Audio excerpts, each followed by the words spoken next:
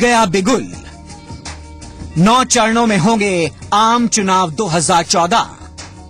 ऐलान जश्न और जश्न लोकतंत्र का बिगुल बज चुका है। 5 साल बाद एक बार फिर सत्ता की चाबी आम जनता के हाथों में है।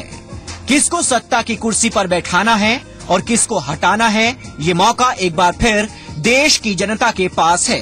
2009 में आम चुनाव 5 चरणों में हुए थे, लेकिन इस बार चुनाव आयोग ने चुनाव को बेहतर तरीके से कराने के लिए 9 चरणों में इसे कराने का फैसला किया है।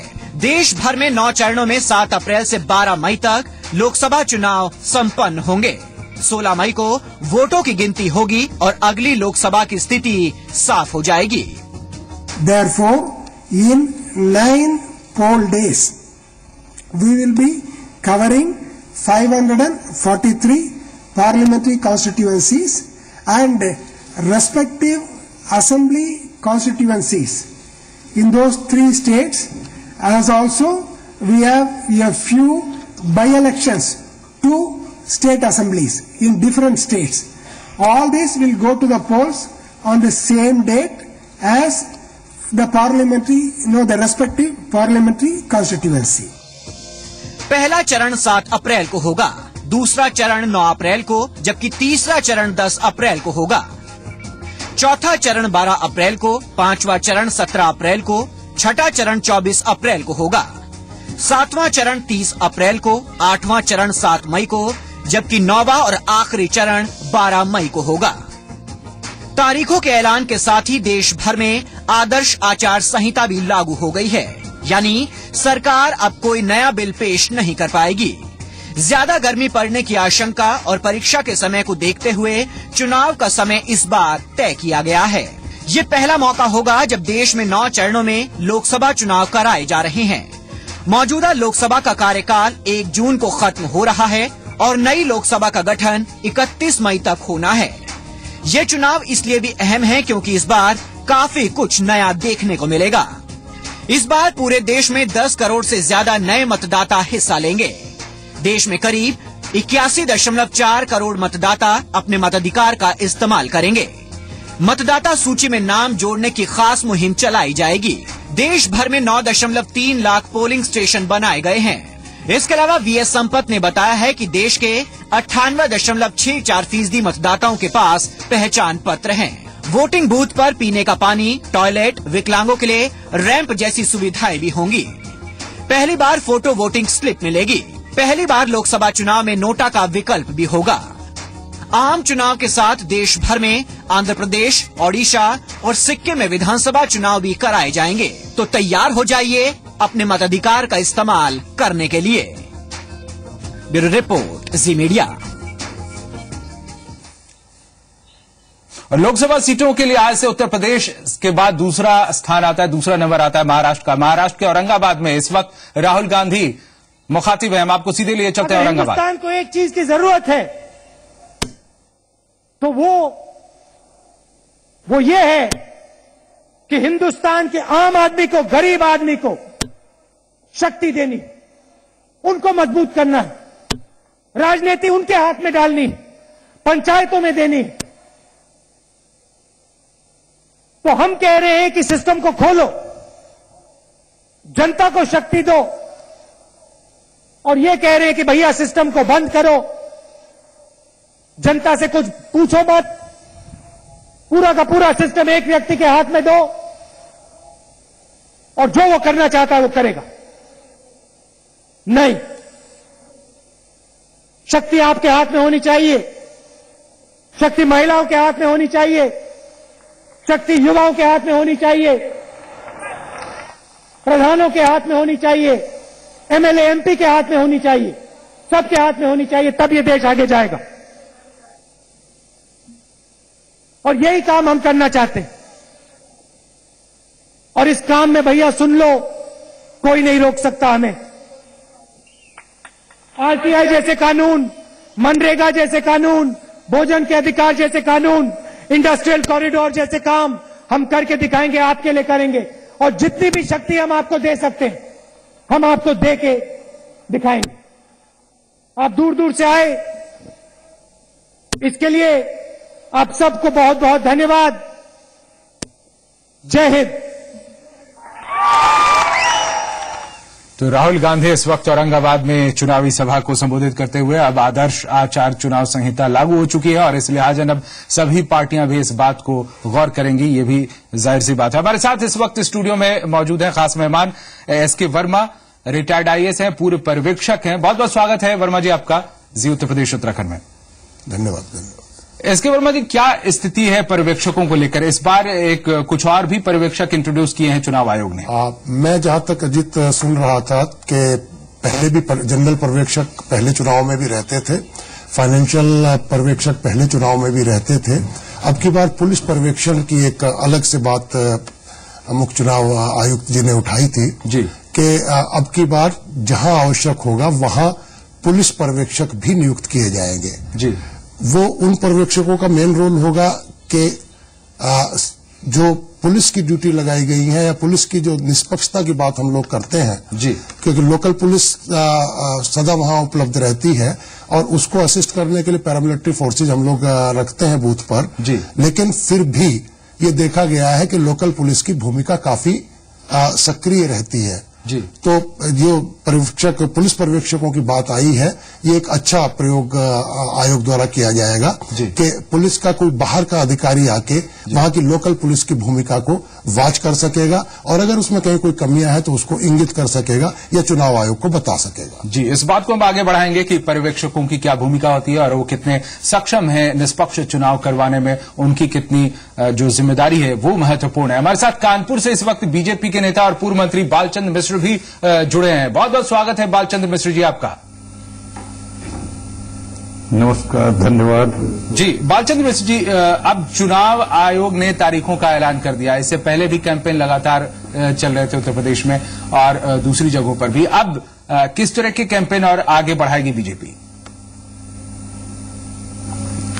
देखिए, पहले तो चुनाव आयोग ने भी 9 तारीख को 9 मार्च के लिए अपने सारे बीएलओ हर बूथ पर करने का जो निर्देश दिया है जी, तो हम लोगों ने भी अपने सारे बीएलओ और सारे कार्यकर्ता उस 9 तारीख को हर बूथ पर लगा करके वोटर लिस्ट के समीक्षा उस दिन ठीक से कराने जा रहे हैं जी। ये निर्देश कार्यकर्ताओं तक जा चुका है कि उसमें जो भी फर्जी वोट हो उसको निकालने के लिए और जो वोट ना हो और होना चाहिए जो ठीक है उनको सूचीबद्ध कराने के लिए उस दिन व्यापक पैमाने पर तैयारी करें और लोग वहां रहें मौजूद। तो हम तो स्वागत करते हैं, निर्वाचन आयोग ने बहुत अच्छे तरीके से ये निर्णय लेकर के और अलग अलग चरणों में कि हर जगह काफी व्यवस्थित हो चुनाव, उस पर पूरी तौर से हम लोग भी सहयोग निर्वाचन आयोग का करने वाले हैं और हम भी चाहते हैं कि चुनाव बहुत निष्पक्ष हो, मतदान 100% हो, तो जो फर्जी मतदाता होते हैं वो फर्जी मतदाता डिलीट हो उसमें से जी। नहीं तो वो मतदान के प्रतिशत को भी प्रभावित करते हैं जी। तो इस तरह से हम लोग पूरी तैयारी में लगे हुए हैं कि हम लोग बालचंद्र मिश्र जी, उत्तर प्रदेश के लोग बीजेपी को किस लिहाज से देखें, किस तरीके से देखें? क्या आप उनको विकल्प किस तरीके के देने वाले हैं? क्या भरोसा करने वाले हैं उत्तर प्रदेश के लोगों के लिए? देखिए, उत्तर प्रदेश के लोगों ने पिछले 2 बार से, एक बार सपा से मोह भंग हुआ उनको और बसपा के नेता ने खूब आश्वासन दिया कि सपा जो कदाचार गुंडागर्दी ये सब कर रही है इसके खिलाफ हम ही कारगर कदम उठाएंगे, तो उन्होंने बसपा को मौका दिया पूरा। बसपा के राज्य ने उससे भी बढ़कर के आगे कदाचार किया, गुंडई किया, अपराध कराए, भ्रष्टाचार बढ़ाए। इससे फिर उत्तर प्रदेश की जनता असंतुष्ट होके और परेशान होके और जब तत्कालीन क्या अभी भी जो उसके सपा के माननीय नेताजी हैं मुलायम सिंह जी, उन पर भरोसा करके उन्होंने कहा कि नहीं, मैं अब बसपा के लोगों के खिलाफ कार्रवाई करूंगा और मैं साथ सरकार दूंगा, तो उन्होंने सपा को दिया। अब सपा बसपा दोनों से इतना बुरी तरह मोह भंग हुआ है उत्तर प्रदेश की जनता का कि वो पलकें बिछाकर, पलक पावड़े बिछाकर भारतीय जनता पार्टी को सवाल है बालचंद्र मिश्र जी, बीते समय में लगातार जो उत्तर प्रदेश की जनता है वो कभी लोकसभा चुनाव की बात करें तो कभी एसपी, कभी बीएसपी, कभी कांग्रेस, सब में एक दूसरे में विकल्प वो देखती रही है, एक दूसरे को आगे बढ़ाती रही है। बीजेपी का आधार उस तरीके से फिर नहीं बढ़ा है। वो जो 10 पर आकर आप सिमटे हुए हैं, ये स्थिति बीजेपी की लगातार रही है। आप जो कह रहे हैं कि एक से मोहभंग हुआ तो फिर दूसरे को उसने चुना, बीजेपी को कभी आगे नहीं लाई इस बीच में। बीजेपी को एक समय में इस उत्तर प्रदेश की जनता ने 60 सीटें दी थी। वो स्थिति नहीं आई पिछले लगातार 3-4 चुनाव में। बीजेपी को 60 सीटें दी थी और फिर इसके बाद से ये गड़बड़ियां जो बाद में हुई हैं, सीटें घटी हैं। आज जनता 60 से भी ज्यादा सीट देने के लिए जगह जगह उत्साहित है। नरेंद्र मोदी जी के नेतृत्व से बहुत ज्यादा उनको आशा और विश्वास जगा है और उत्तर प्रदेश की जनता ये चाह रही है कि जिस तरह से माननीय नरेंद्र मोदी जी ने गुजरात में मुख्यमंत्री के तौर पर गुजरात का विकास किया है, गुजरात का वातावरण ठीक किया है, वैसे वो देश के प्रधानमंत्री बनकर पूरे देश का वातावरण गुजरात के तरीके से, चलिए ये दावा हर पार्टी अपने तरीके से करती है, सौहार्दपूर्ण और विकास को आगे बढ़ा के करे। इसलिए उत्तर प्रदेश की जनता विकास के नाते पर्यवेक्षक के तौर पर नरेंद्र मोदी जी के नेतृत्व के लिए व्याकुलता से प्रतीक्षा कर रही है। और जब बात चलिए यहाँ की राजनीति की बात चलिए, भालचंद्र मिश्र जी लगातार बोल ही रहे हैं, लेकिन आप किस नजरिए से देखते हैं अभी क्या आपको लगता है उत्तर प्रदेश की राजनीति देखकर लोकसभा चुनाव के लिए? मेरा ये मानना है अजीत जी कि भारतीय जनता पार्टी ने बहुत सही प्रयास बहुत पहले शुरू कर दिया था जी। और एक माहौल तो जरूर बना है और लोग परिवर्तन भी चाहते हैं, लेकिन हमको ये भी नहीं भूलना है कि यहाँ क्षेत्रीय दलों की जड़ें काफी मजबूत हैं और जातियों में ये प्रदेश पहले से भी बटा रहा है, अभी भी वर्तमान में बटा हुआ है। उनको नेशनल फीलिंग के साथ जोड़ना एक अच्छा प्रयास होगा जो भी पार्टी उसके लिए करती है। और मेरा ये मानना है कि भारतीय जनता पार्टी ने इस प्रयास को किया है। एक भावनात्मक मैसेज तो गया है पब्लिक में कि परिवर्तन चाहिए और अच्छा परिवर्तन चाहिए। लोग क्या चाहते हैं, यहाँ के लोग क्या चाहते हैं? लोग यहाँ पर ज्यादातर जो मैं गांव में जाके बात करता हूं तो कांग्रेस के प्रशासन से तो लोग काफी दुखी हैं, परेशान हैं, चाहे वो महंगाई का मुद्दा हो, चाहे भ्रष्टाचार का मुद्दा हो, चाहे बार बार जो एक्सपोज हुई हैं चीजें घोटालों के रूप में वो रही हो, और चाहे साथ में गुड गवर्नेंस की बात रही हो। इन चारों चीजों को लेके पब्लिक में ये तो है कि बदला जाए, राष्ट्रीय मतलब स्तर पर सरकारों को बदला जाए। और बदलने के लिए एक विकल्प, जो बड़ा विकल्प देखने में मिल रहा है, वो भारतीय जनता पार्टी ही लोगों के समझ में आ रही है फिलहाल। और लेकिन उत्तर प्रदेश में मैं फिर कहूंगा कि जड़ें काफी मजबूत हैं। लेकिन आप ये मानते हैं वर्मा जी कि पहले से लोगों की जो अपेक्षाएं हैं वो एक दूसरे तरीके से बदली हैं, यानी उसका आधार, उन अपेक्षाओं का आधार भी अलग तरीके से बदला है? जैसे पहले हिंदुत्व की लहर पर कभी बीजेपी हुआ करती थी, लेकिन क्या इस बार हिंदुत्व की लहर से इतर भी दूसरे तरीके से भी बीजेपी को लोग देख रहे हैं? बिल्कुल बिल्कुल। मतलब जब हम गांव में या शहरों में जाते हैं या लोगों से बात करते हैं तो ये लोग अब राष्ट्रवाद की बात कर रहे हैं। लोग ये कह रहे हैं कि परिवर्तन आवश्यक है और इस देश को अगर मतलब विकास को गति देनी है या इस देश को अपना सम्मान वापस दिलाना है तो भारतीय जनता पार्टी में वो एक विकल्प के रूप में भारतीय जनता पार्टी को लोग देख रहे हैं। जी, आप बने रहे हमारे साथ। एसके वर्मा हमारे साथ हैं, पूर्व पर्यवेक्षक चुनाव आयोग के, और साथ ही भालचंद्र मिश्र पूर्व मंत्री बीजेपी के नेता हमारे साथ जुड़े हुए हैं। चर्चा आगे भी लगातार जारी है, लेकिन फिलहाल रुकेंगे कुछ पलों के लिए।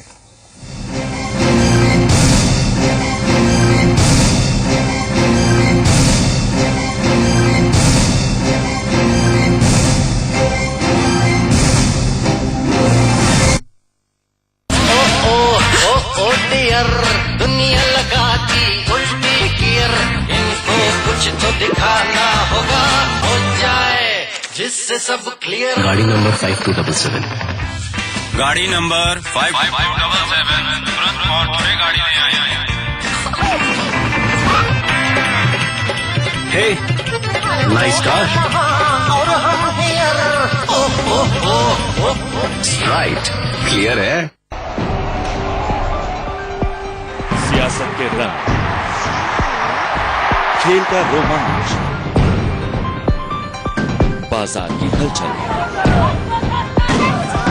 आम आदमी की आवाज, रुपहले पर्दे की चमक, देश विदेश के हालात। देखिए अपडेट एट 9 रोज रात 9 बजे।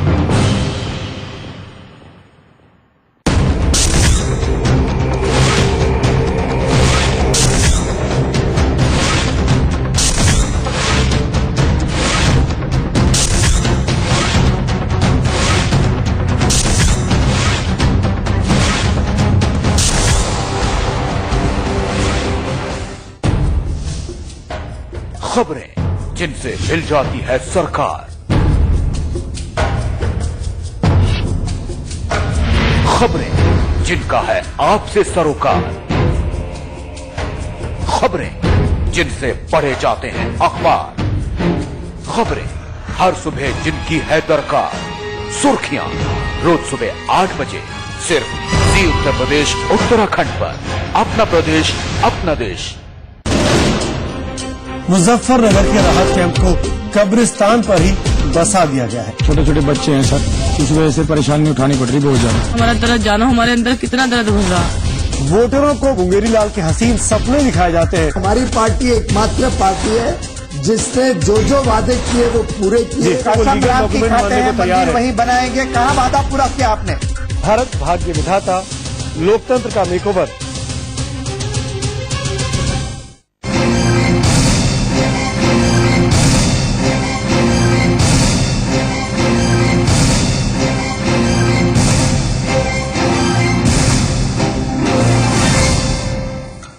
हम चर्चा कर रहे हैं चुनाव को लेकर और हमारे साथ स्टूडियो में एसके वर्मा हैं, चुनाव के पर्यवेक्षक, पूर्व पर्यवेक्षक चुनाव आयोग, और साथ ही बालचंद्र मिश्रा बीजेपी के नेता हैं। चर्चा हम लगातार जारी रखेंगे। चुनाव आयोग ने जो तारीखों का ऐलान किया है, इसके बाद से कई तरह के बयान भी सामने आए हैं। चुनाव आयोग ने लोकसभा चुनाव 2014 की तारीखों का ऐलान कर दिया है और चुनाव 9 चरणों में कराए जाएंगे। इसके साथ ही क्या कुछ नया होगा इस बार के लोकसभा चुनाव में, इस पर देखिए रिपोर्ट। लोकतंत्र के महापर्व का मौका एक बार फिर आ गया है। इस महापर्व पर देश का आमो खास अपनी भागीदारी अदा करता है और अपने मताधिकार का प्रयोग कर देश के नेतृत्व को एक नए हाथों में सौंपता है। हर बार चुनाव में हमें कुछ खास नजर आता है। बदलते दौर के साथ ही चुनाव ने भी आधुनिक रूप अपना लिया है। कभी आधुनिक तकनीक का इस्तेमाल किया जाता है तो कभी हमें बैलेट पेपर की जगह ईवीएम यानी इलेक्ट्रॉनिक वोटिंग मशीन की सौगात मिली। इस बार चुनाव में क्या कुछ होगा खास, आइए नजर डालते हैं। सबसे बड़ा चुनाव, पहला मौका होगा जब आम चुनाव में नोटा यानी नन ऑफ द एबव का विकल्प मतदाता इस्तेमाल कर पाएंगे। दिसंबर 2013 में 5 राज्यों में हुए विधानसभा चुनाव में इसे पहली बार लागू किया गया था। You all know about the introduction of nota facility in the voting machines. This was introduced during the last 5 state elections pursuant to the order of the Honorable Supreme Court. Nota facility shall be provided in general election 2014 also. 2014 के महासंग्राम में देश के 81 करोड़ 40 लाख मतदाता अपने vote की ताकत का इस्तेमाल करेंगे। पिछले चुनाव की तुलना में इस बार 10 करोड़ ज्यादा मतदाता हैं। लोकतंत्र के इतिहास में पहली बार चुनाव 9 चरणों में कराए जा रहे हैं। पिछली बार लोकसभा चुनाव 5 चरण में हुए थे। इस चुनाव के लिए चुनाव आयोग ने 9,30,000 मतदान केंद्र बनाने का फैसला किया है। उम्मीदवार चुनाव प्रचार में अब पहले से ज्यादा पैसा खर्च कर सकेंगे। उम्मीदवार 40 लाख के बजाय 70 लाख रुपए चुनाव प्रचार पर खर्च कर पाएंगे। लोकसभा चुनाव में पहली बार इलेक्ट्रॉनिक वोटिंग मशीन के साथ इलेक्ट्रॉनिक ट्रेल का भी कुछ निर्वाचन क्षेत्रों में इस्तेमाल होगा। यानी वोटिंग के बाद एक पर्ची निकलेगी जो बताएगी कि वोट डल पाया है या नहीं। इसके अलावा पोलिंग बूथ पर पीने का पानी, टॉयलेट, विकलांगों के लिए रैंप जैसी सुविधाएं भी होंगी। साथ ही देश में स्वतंत्र और निष्पक्ष चुनाव कराने के लिए तकरीबन 1 करोड़ मतदान कर्मियों को तैनात किया जाएगा, जिनमें आधी संख्या सुरक्षा कर्मियों की होगी। चुनाव आयोग ने सियासी पिच पर टॉस का सिक्का उछाल दिया है। अब देखना है इस सियासी फील्ड पर कौन कितने सीट बटोर पाता है और कौन क्लीन बोल्ड होता है। इंतजार कीजिए 16 मई का। ब्यूरो रिपोर्ट, जी मीडिया। एसके वर्मा साहब हमारे साथ हैं स्टूडियो में, चुनाव आयोग के पूर्व पर्यवेक्षक। वर्मा जी, चुनावी खर्च को लेकर जहां तक बात है, इसको लेकर कई सवाल आज भी किए गए वीएस संपत से। जो चुनावी खर्च की बात करते हैं हम, अगर किसी दल ने कैंडिडेट घोषित नहीं किया है तो जब कैंडिडेट घोषित करेगा उसके बाद से उसके खाते में वो चुनावी खर्च गिना जाएगा। और वो दल अगर पहले से कैंपेन कर रहा है तो कहीं ना कहीं अपनी पार्टी को, अपनी पार्टी के कैंडिडेट को ही मजबूत कर रहा है। तो फिर वो जो कैंपेन हो रहा है, मान लीजिए बीजेपी ने कैंपेन किया अभी, बड़ी बड़ी रैलियां की कहीं पर, तो वहां के जो उम्मीदवार होंगे उनके नाम अभी तय होना बाकी हैं। तो वो फायदा तो उनको जाएगा, लेकिन चुनाव खर्च जो अभी रैलियों पर हो रहा है वो किसमें गिना जाएगा? देखिए, ये आचार संहिता के बाद जो रैली की जाएंगी उनका खर्चा तो जिस लोकसभा कॉन्स्टिट्यूंसी की में वो रैली होगी वो पार्टी के ऊपर डाला जाएगा। लेकिन जहां तक इंडिविजुअल की बात है कि जो कैंडिडेट का खर्चा होता है वो आचार संहिता के दिन से उसका काउंट शुरू हो जाएगा, जिनका के टिकट डिक्लेयर हो रखा है, जो पार्टियों ने अपने कैंडिडेट डिक्लेयर कर रखे हैं, वो अब जो भी खर्चा करेंगे वो आज के दिन से ये फायदे में रहेंगे जिन्होंने कैंडिडेट घोषित किया। जैसे समाजवादी पार्टी ने कई कैंडिडेट घोषित कर दिए हैं, तो पहले जो खर्चे हुए आज चुनाव की तारीखों के ऐलान से पहले वो खर्च उसमें शामिल नहीं होगा और उसका फायदा उस कैंडिडेट को मिलेगा। और दूसरी तरफ जिन्होंने कैंडिडेट घोषित नहीं किया है वो आगे करेंगे, और इस बीच में बड़ी बड़ी रैलियां होती हैं या इससे पहले भी जो हुई हैं, जैसे बीजेपी की रैलियों को ले लीजिए, तो उसके खर्च का भी उनको लाभ मिलेगा कि वो खर्च हुआ लेकिन उनके खाते में नहीं जुड़ेगा। वो देखिए, चुनाव की जो प्रक्रिया शुरू होती है उससे पहले रैली जो पार्टी कर रही है वो पार्टी अपने खर्चों से रैली करती रहती है, और सही बात है आपकी कि पार्टी जो है अपना प्रभाव क्षेत्र बढ़ाने के लिए या वोटर्स में अपना मैसेज देने के लिए रैली की संख्या बढ़ा देती है जैसे जैसे चुनाव नजदीक आता है। लेकिन रैलियां तो ये पार्टियां बीच बीच में भी करती रहती हैं। मान लीजिए 2 साल पहले चुनाव था, उससे पहले भी भाजपा भी रैली कर रही थी, और शुरुआत में 2012 के चुनाव के बाद बसपा भी रैली कर रही थी, सपा भी रैली कर रही थी, सभी लोग रैली कर रहे थे। वो रैलियां अगर इनडायरेक्ट रूप में आप देखेंगे तो कहीं ना कहीं जिनके कैंडिडेट डिक्लेयर है उनको फायदा पहुंच रहा है। लेकिन अगर डायरेक्ट में उसको देखेंगे तो डायरेक्टली तो वो पार्टी अपनी भावना, पार्टी अपनी नीतियों का बखान पब्लिक में उसको मैसेज देने के रूप में उन रैलियों को करती हैं, और वो खर्चा पार्टियां ही अपना बताएंगी कि खर्चा आयोग को खर्चा बताने की जरूरत उसमें नहीं होती। एक चीज बताइए वर्मा जी, आप नजदीक से आपने देखा है चीजों को कि जो खर्च है पिछले चुनाव से, अगर लोकसभा चुनाव से देखें तो 3 गुना उस खर्च की सीमा बढ़ी है। 25 लाख था पहले, वो अब 70 लाख हो गया है। बीच में 2011 में 40 लाख कर दिया गया था उसे, लेकिन अब अगर पिछले चुनाव से एक तरह से देखें तो 3 गुना के लगभग हो गया। ये 70 लाख खर्च कर सकता है कोई उम्मीदवार। ये हालांकि खर्च तो इससे भी कई ज्यादा होते हैं। कई कैंडिडेट ने कहा भी है कि हमने करोड़ करोड़ खर्च किया, चुनाव आयोग कुछ कर नहीं पाया वहां पर। एक आम आदमी के लिए जो सीमा है, गरीबी रेखा की सीमा, वो कितनी कम है, और दूसरी तरफ किसी उम्मीदवार को अगर चुनाव लड़ना है तो वो 70 लाख तक खर्च कर सकता है, ये हम सीमा तय करते हैं। ये एक बड़ा गैप नहीं है, बड़ी विडंबना नहीं है हमारे लोकतंत्र के लिए, ये इन चुनावों के लिए, चुनाव की प्रक्रियाओं के लिए? आप बिल्कुल सही कह रहे हैं।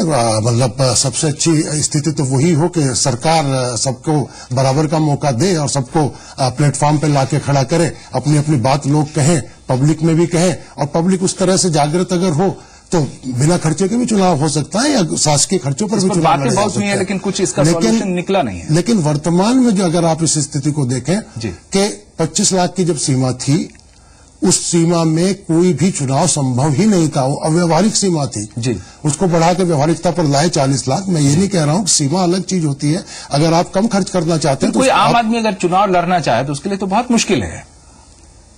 देखिए, सीमा निर्धारण और खर्चा दोनों चीज अलग अलग है। सीमा तो एक बैरियर बनाया गया है कि उससे ज्यादा ना खर्च करें, उसके वो भी कम पड़ता है, ये तो कहते हैं। ये अभी आप बिल्कुल सही कह रहे हैं कि इतना बड़ा जुडिक्शन लोकसभा का होता है जहां के करीब करीब 16-17 लाख के एवरेज वोटर्स होते हैं, और रफली 1,500-2,000 गांव और 30-40 कस्बों में उनको अपनी बात पहुंचानी पड़ती है। तो आजकल महंगाई को देखते हुए मुझे लगता है सीमा तो बिल्कुल व्यवहारिक। ये चीज अगर कोई कैंडिडेट, कोई नेता बताते हैं, अगर बालचंद्र मिश्र जी, जिस तरीके से ये चुनावी खर्च की सीमा बढ़ी है, बहुत राहत महसूस कर रहे होंगे राजनेता और तमाम जो दल है, राजनीतिक दल, उनके लिए भी बेहद राहत की बात है। आप किस तरीके से इसे देखते हैं?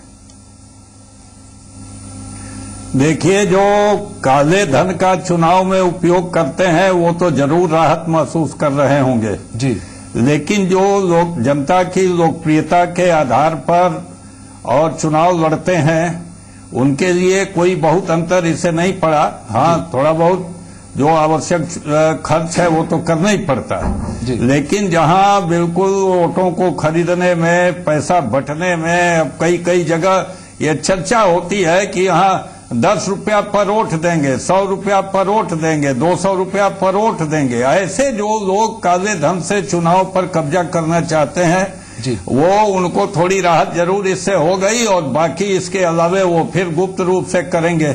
तो व्यावहारिक जो चुनाव का खर्च हो उसके आप तरफ मानते हैं कि चुनाव 70 लाख आयोग बहुत ने ज्यादा है, कदम कम भी बढ़ाया होता है तो कि चल उसको कम भी होता तो चल जाता, लेकिन 70 लाख कहीं कहीं किन्हीं लोकसभा सीटों की स्थिति ऐसी भौगोलिक भी हो जाती है कि जहां चुनाव कुछ सामान्य से अधिक होने लगते हैं। तो वहां के दृष्टि से यह अगर इन्होंने सीमा का निर्धारण किया है 70 लाख, तो वो ठीक है, उसमें कोई उसको गलत नहीं कहा जाएगा। और जो उससे कम में खर्च करके चुनाव लड़ेगा वो अपनी लोकप्रियता के बल पर लड़ेगा। ढेर सारे लोग तो जो जनता के बीच निरंतर रहते हैं, चाहे वो राष्ट्रीय पार्टी हो या क्षेत्रीय दल हो, उनके टिकट पाने के लिए कितनी क्या क्या कुछ जुगत भिड़ाना पड़ता है ये आप भी जानते हैं। ऐसे में आम आदमी भला क्या करेगा? वो चुनावी प्रक्रिया में कैसे भाग ले पाएगा? जो किसी दल से ना हो, निर्दलीय अगर खड़ा होता है तो वो तो दब जाएगा इस खर्च के आगे।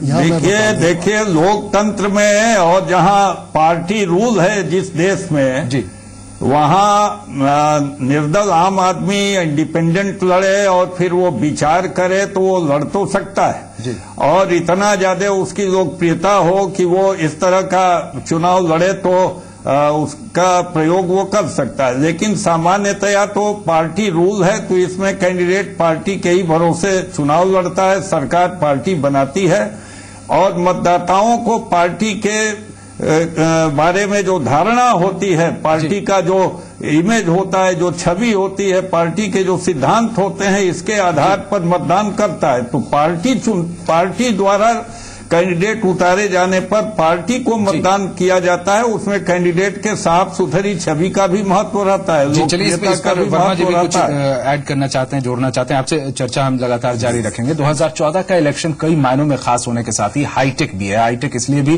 कि ज्यादा से ज्यादा लोगों तक अपनी बात पहुंचा सकते हैं दल और उम्मीदवार कम पैसों में है। इस बार के चुनाव की जानकारी सिर्फ टीवी और अखबारों में ही नहीं, इंटरनेट और मोबाइल पर भी मिल सकेंगी और साथ ही रजिस्ट्रेशन से लेकर शिकायत तक इन नई तकनीक के जरिए आप दर्ज करवा पाएंगे।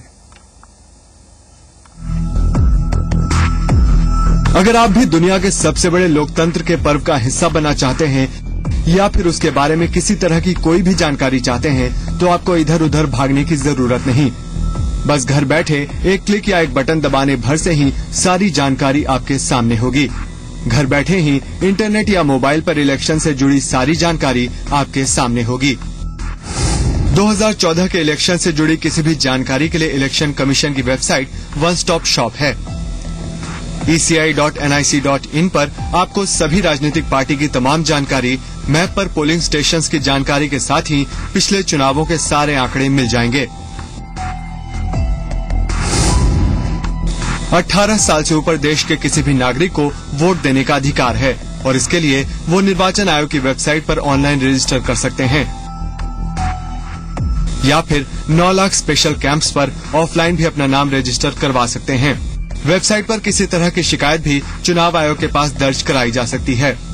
आप मोबाइल पर भी अपने कैंडिडेट के बारे में सारी जानकारी ले सकते हैं। इसके लिए आपको अपने एंड्रॉइड फोन पर ADR मोबाइल ऐप डाउनलोड करना होगा। ADR मोबाइल ऐप के जरिए आप सभी कैंडिडेट की सारी जानकारी ले सकते हैं। साथ ही ADR मोबाइल ऐप के जरिए आप किसी भी पार्टी या कैंडिडेट के खिलाफ शिकायत भी दर्ज करा सकते हैं। इस बार चुनावी कैंपेन सोशल मीडिया के जरिए भी चल रहा है। फेसबुक और ट्विटर जैसे सोशल नेटवर्किंग साइट्स पर नेता और इलेक्शन से जुड़ी खबरें छाई हुई हैं। पहली बार सोशल नेटवर्किंग साइट्स चुनाव में अहम रोल निभा रहे हैं। इससे भी रुझान पता चल रहा है कि फेसबुक पर कौन सा नेता सबसे ज्यादा छाया हुआ है। तो वहीं चुनाव से जुड़ी खबरें जानने के लिए आप ट्विटर पर #इंडिया इलेक्शन के जरिए जुड़ सकते हैं। ब्यूरो रिपोर्ट, जी मीडिया। तो चुनावी प्रचार और चुनावी खर्च पर हम चर्चा कर रहे हैं। लगातार चुनाव तारीखों के ऐलान के बाद ये सब चर्चा अब ज्यादा हो रही है। वर्मा जी, आप कुछ जोड़ रहे थे चुनावी खर्चों की जो बात हम कर रहे थे इससे पहले। मैं केवल इतना ही जोड़ रहा था अजीत के एक व्यवहारिकता होती है। पहले ये जो खर्चों की सीमा थी वो व्यवहारिक नहीं थी जी। अब आयोग ने उसको व्यवहारिक करने का प्रयास किया है जी। क्योंकि लोकसभा का क्षेत्र इतना बड़ा क्षेत्र है, 5 असेंबली कॉन्स्टिट्यूएंसीज का बल्कि एक क्षेत्र बनता है। मेरा सवाल ये